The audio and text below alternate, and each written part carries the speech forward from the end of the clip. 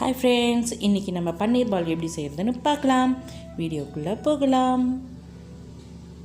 ஒரு 200 கிராம் பன்னீரை கையிலேயே இந்த மாதிரி நல்லா மசிச்சு வச்சுக்கோங்க. இது கூட பெரிய கேரட், ஒரு கேரட் போதும். 200 கிராம் பன்னீருக்கு.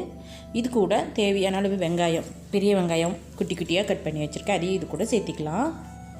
சேர்த்திட்டு இது கூட ரெட் சில்லி ஃப்ளேக்ஸ் ஒரு அரை டீஸ்பூன், ஆரிகானோ, மிக்ஸ்டு ஹர்ப் எல்லாமே அரை டீஸ்பூன் போதும்.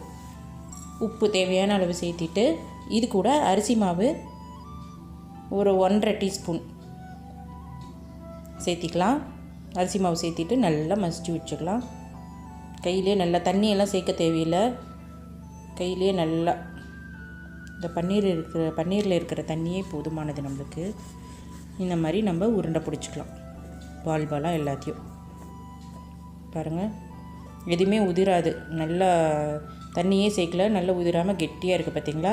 இப்போ நம்மளுக்கு பால் எல்லாம் ரெடி பண்ணி வச்சுருக்கோம். இதை நம்ம டீப் ஃப்ரை பண்ணி எடுத்துக்கலாம். கடாயில் எண்ணெய் காஞ்சிருச்சு. இப்போ நம்ம கொஞ்சம் கொஞ்சமாக போட்டு நம்ம பொரிச்சு எடுத்துக்கலாம்.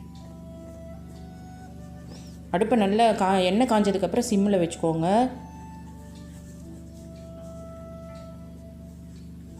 நல்லா கொஞ்சம் லைட்டாக ப்ரௌன் கலர் வந்ததுக்கப்புறம் நம்ம திருப்பி போட்டுக்கலாம். நல்லா திருப்பி விடணும்.